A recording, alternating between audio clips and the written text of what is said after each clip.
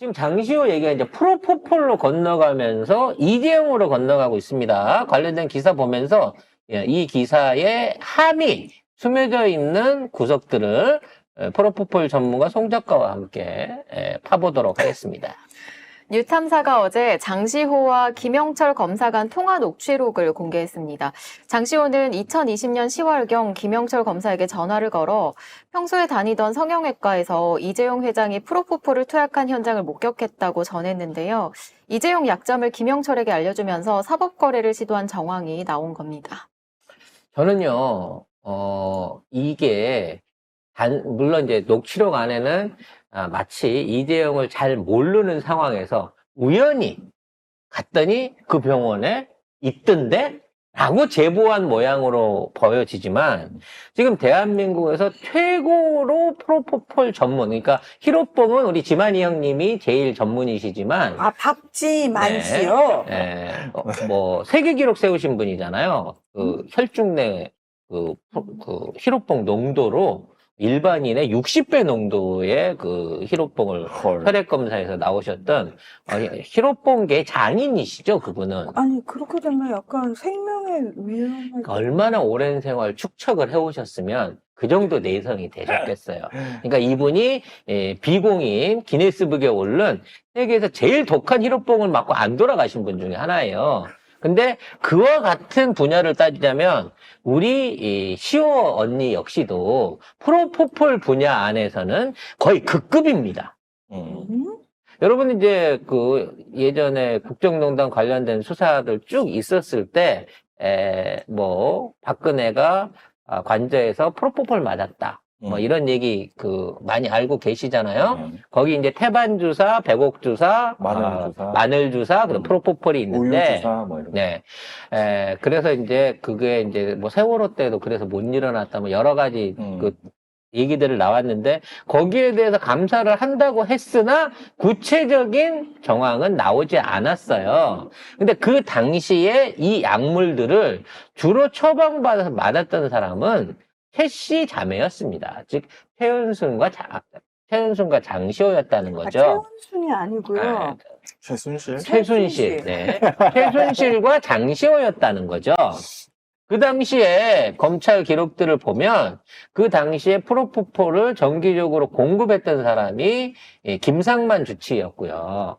이분은 프로포폴을 처방해갖고 약물을 간호장교 통해가지고 보냈다. 이 두 사람한테. 그래서 이걸 받아 먹었다라고 하는 거고요. 나중에 이제 김상만은 뭐 녹십자 병원으로 옮겨가긴 했습니다만, 당시에 청와대의 간호장교였던 조여옥이라고 이 사람이 이 프로포폴을 받아가지고, 투약을 해줬다는 거예요. 주사를 놔줬다는 거예요. 근데 그 주사를 놓은 대상이 박근혜도 있지만,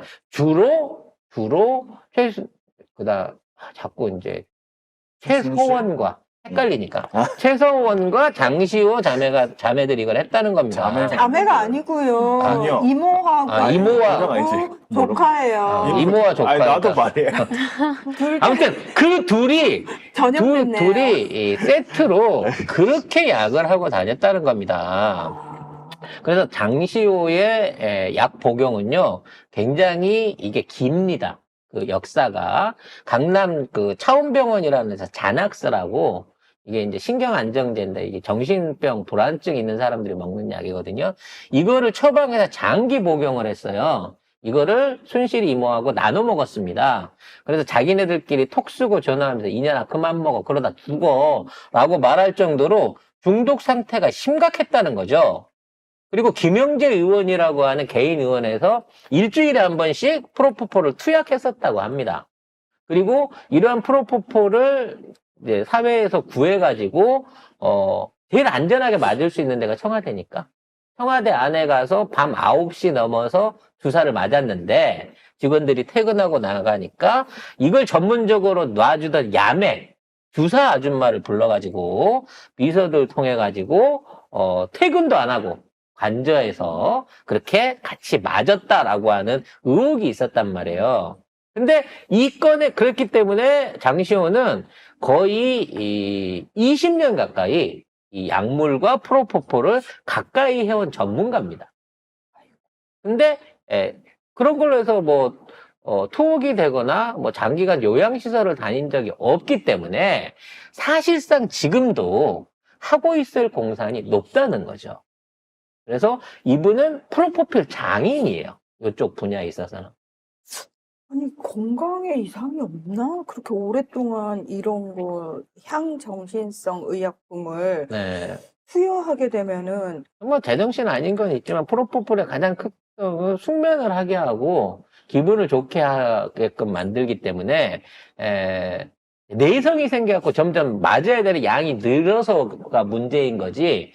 중독 증상도 있습니다만 그 중독 증상이 막 환각을 일으키거나 마약처럼 이러한 심각한 금단 현상을 일으키진 않거든요. 그래서 이제 이러한 것들을 투약하는 과정 중에 의사 진단서가 필요한데 그러다 보니 피부과나 성형외과 쪽 의사들이 이런 약품들을 주로 많이 밖으로 유출을 시키고 불법 시술 같은 거를 많이 하고 하면서 문제가 되는 거라는 거죠. 네, 우리 왜 위내시경 할 때, 수면 내시경 할 때. 그때도 쓰는데 프로포폴을 하는 거죠.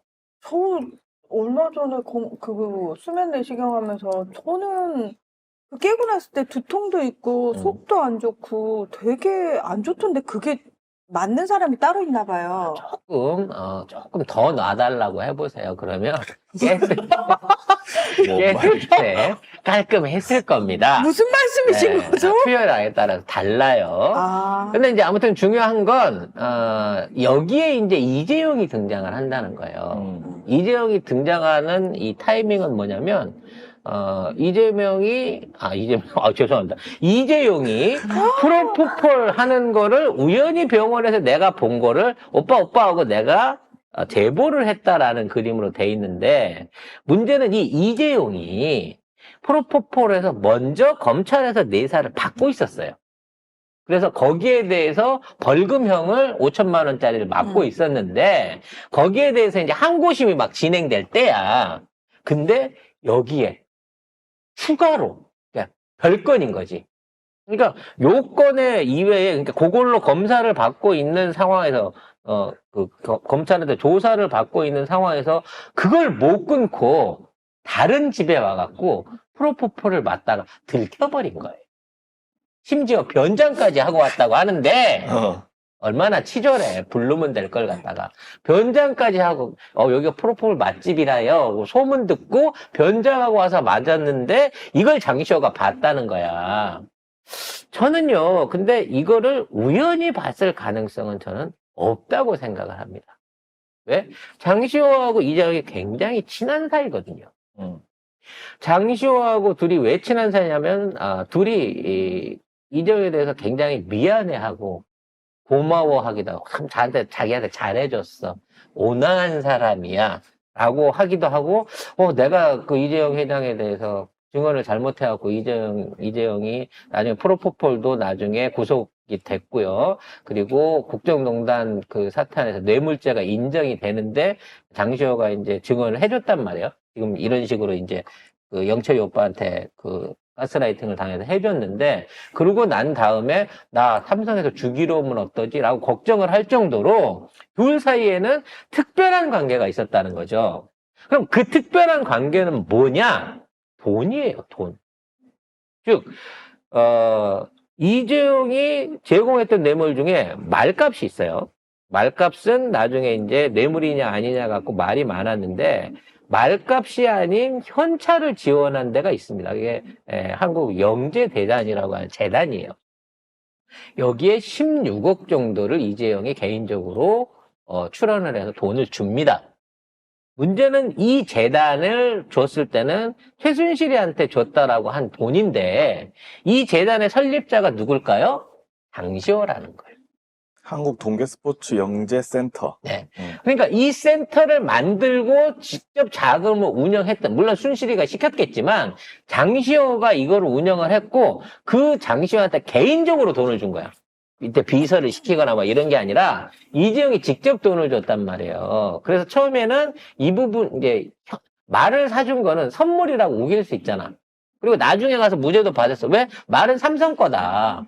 빌려준 거다. 라고 하면서 그건 벗었는데 요거는 못 벗었어요. 왜? 장시호가 내가 직접 돈을 받았고 16억을 받았어요라고 증언을 끌고 가는 것 때문에 이걸로 사실은 뇌물죄로 걸려 들어가게 된 겁니다. 그래서 사실 이재용을 뇌물죄로 구속시키는데 가장 결정적인 역할을 했던 게 이 동계 스포츠 영재재단에 준 16억이었고 거기에 결정적인 증언을 한 게 장시호였다는 거지. 근데 이재용은 몰랐을 거예요. 우리 시호가 왜 나를 배신했을까? 우리 사이가, 뭐, 같이 목욕은 안 했겠지만, 뭐, 약하는 것도 서로 다 알고, 뭐, 밥도 먹고, 돈도 주고, 직접 만나고, 막 이런 개인적인 관계가 있었는데, 왜 나를 배신했을까? 영철이가 시켜서 한 거라는 거예요. 그럼 어떻게 돼요? 뇌물을 줬던 이재용이 이걸로 해갖고 감옥을 갔으니까, 장시호도 당연히 감옥을 가야 되잖아요. 이 영재 스포츠대에서 이재용 이외에 나머지 사람들 돈까지 30억이 넘는 돈이 있었어요.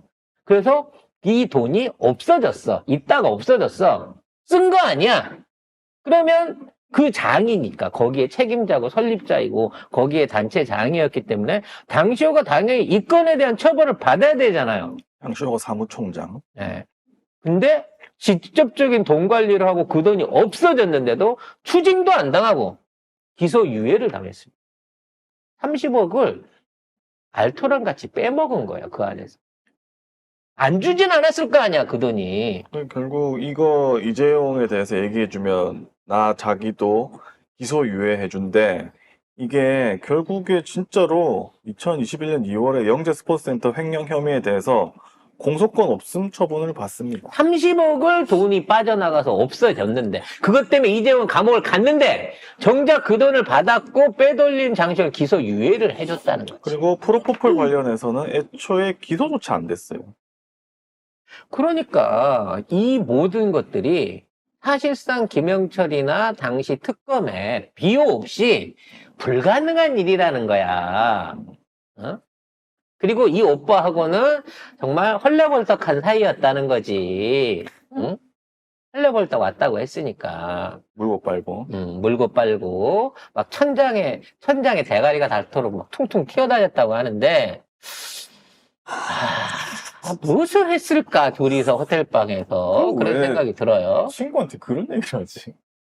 친구가 1층에서 봤잖아. 헐레벌떡 올라가는 거를. 그래도 그렇지, 그런 얘기를 왜? 아니, 난 진짜 좀 이해가 안 되는 게, 저도 어제 방송을 보면서, 아니, 친구 사이, 무슨, 이런 얘기를 왜 온갖 하지? 얘기를 다 하던데. 그래서, 아니, 왜냐면 둘이 같은 공범인데다가, 둘 다 똑같이 검사를 사귀고 있기 때문에, 그러니까, 오빠들이 따로 있는 거야. 이쪽은 영철 오빠가 있고, 아마 그 친구한테는 다른 오빠가 있었을 가능성이 있다고 봐요. 그렇게 되다 보니까, 우리 오빠는 2시간에, 뭐 이런 식으로, 또 그 안에서 또 여자들끼리 하는 은밀한 대화 녹취록이 있지 않을까 싶어요. 그건 나중에 까지면 알겠죠. 아직까지 무궁무진하니까. 그러니까 김영철이 고소하겠다. 만난 적이 없다. 그러다가 갑자기 입장을 바꾸고 4번 만났다. 이러고 얘기를 하고 있습니다. 너 뭐 법률 조언을 해줬다까지. 또 법률 조언 물고 빨면서 하면 그게 법률 조언이냐고. 해줬다로 얘기를 했는데 또 뭐 문자를 공개하면서 장시호가 거짓말했다라고 문자를 이제 공개해가지고 밤 11시에 간 건 예전에. 사실이잖아. 2시 전에 간 것도 사실이고. 근데 이제 그거를 어제 방송에서 그러더라고요. 그 장시호가 보낸 문자는 알리바이용이고 당시에는 다른 언론이 그걸 취재하고 있다가 김영철한테 그걸 물어봤더니 그때 장시호하고 뭐 말을 맞췄는지 장시호가 내가 거짓말했다라고 문자를 김영철한테 보냈다 이런 식으로 얘기를 했어요. 사후에 덮어쓰기 그렇죠. 위해서 한 거고 네. 일단 기본적으로 녹취록에 그 나와 있는 상황을 들여다 봤을 때 아예 이제 안 갔다라고 이제 저기 하면 이제 알리바이 조사 해야죠. 뭐 김영철은 어차피 당하게 될 거예요. 희생양으로 찍혔기 때문에. 근데 김영철뿐만 아니라 다른 검사들도 지금 쫄고 있을 검사들이 많다는 거죠. 그래서 결론은 뭐냐? 지금 프로포폴로 이재용에 대한 기소 얘기에 떨어져 가면서 점점 더 옥죄고 있어요. 김영철은. 장시호는 이제 본인은 아니라고 얘기를 하겠죠. 뭐 이런 녹취 내용에 대해서 부정을 할 수는 있지만 이거를 부정하게 되면 얼마나 이게 확산돼서 더 커질 줄 모른다는 거지. 누가 나올지 몰라. 근데 부족하는 것도 웃긴 게 그때 특검 때마다 장시호가 기억을 해내가지고 뭔가 해결해주고 이게 기억을 해낸 게 아니지. 전날에 써준 대로 읽어준 거, 읊어준 거지. 그것도 이제 그 녹취에 있는데 뭐 그거 준 대로만 해달래 뭐 이런 게 녹취에 다 있는데 그러니까 예를 들면 그때는 장시호가 머리가 좋아서 이걸 한 대로 해서 수사를 다 해놓고 결과를 다 내놓고 지금 와서 장시호가 거짓말쟁이다 그래서 하는 그 것도 웃기는 당시에 거예요. 장시호를 빼주면서 장시호가 중요한 증언을 많이 해줬다. 오래전 일인데도 기억이 선명했다. 뭐 옛날에 무슨 비밀번호를 기억해냈다 뭐 이런 것도 있었잖아요. 그 패턴도 장시호가 기억해서 풀어줬어. 그 태블릿 PC도. 근데 그 기억은 몇 년 전 기억이 아니었던 거야. 그 전날 밤 기억이었던 거지. 써서 준 답변서대로 써서 준 그거를 그 다음날 앵무새처럼 잘 말해줬다라고 하는 게 지금 드러나고 있는 거예요. 결론은 뭐냐면 장시호가 이재용이 프로포폴 뭐 요런 얘기를 해줌으로써 자기 죄는 이제 뭐 공소권 없음으로 아예 그 하고 이게 그러니까 플리바게닝을 했다. 우리나라에서 플리바게닝은 그냥 불법이거든요. 30억을 빼준 거예요. 물론 그 돈 중에 얼마가 자기 몫으로 왔을지 남아 있었을지 그러니까 뭐 어땠을지 우리말로 모르지만 하면 검찰이랑 장시호가 사법 거래를 한 것이다. 자기 죄를 안 덮어씌우고 이재용 프로포폴을 얘기함으로써 그런 불법적인 정황이 있는 녹취가 나왔다. 여기에 대해서 해명을 하라고 해야 되는데 전화를 안 받고 뉴탐사 전화만 안 받더라고. 광고는 또 문자를 받아요. 또 고양이 뭐 이런 걸 문자를 또 받아 확인해. 근데 아무튼 뉴탐사만 안 받아. 어찌됐거나 이 건은 김스타가. 끝나지 않는다. 영철이가 뒤집어 써야 되는 건인 거고요. 여기에 이제 삼성이 사실 이제 돌이켜 생각해 보니까 재용이 오빠가 당한 거잖아. 그렇죠. 네? 삼성이 여기에 어떠한 태도를 보일지 그리고 어떠한 방식으로 보복을 할지 이 부분을 잘 지켜봐야 됩니다. 그리고 중요한 거 녹취와 연관된 인물들 안에 특검 안에서 몇 달을 조사를 받았는데 동훈이 오빠나 성대리 오빠와 관련된 내용은 없었을 것인가. 에이 여러 검사들 이름이 나온다는데 그러니까 반드시 그 안에 조금이라도 나는 나올 거라고 본다는 거죠. 한동훈은 그거 있지 않았어요? 아이스크림 그 얘기 있지 않았어요? 뭐 탕수육 이빠이 있잖아요. 탕수육 그렇기 때문에 그것만 하겐다즈. 있었겠느냐. 뭐 그것만 있지 않았겠죠. 라는 부분 하에서 압력이 들어갈 거고요. 결국 여기에 대한 내용도 이 정도의 녹취록 그리고 양쪽 군대의 양쪽 언론사에 뿌려진 내용들 이런 것들을 보면 자 이거는 지금 김영철이 담당했던 경제부서가 아닌 경제 전담반이 아닌 다른 팀에서 수집한 정보이거나 또는 검찰이 다른 루트로 쥐고 있던 것들을 흘리고 있다. 뭐 지금 있는 한동훈을 잡기 위해서 결국 한동훈 윤석열 라인인 김영철을 희생양으로 쓰고 있는 게 아닌가, 딜용으로 쓰고 있는 게 아닌가 하는 생각이 듭니다. 요거는 앞으로도 무궁무진합니다. 풀려질 스토리들이. 오늘도 한다고 하더라고요, 네. 방송. 그러니까 나오는 대로 저희가 깔끔하게 정리해서 여러분한테 알려드리도록 할게요.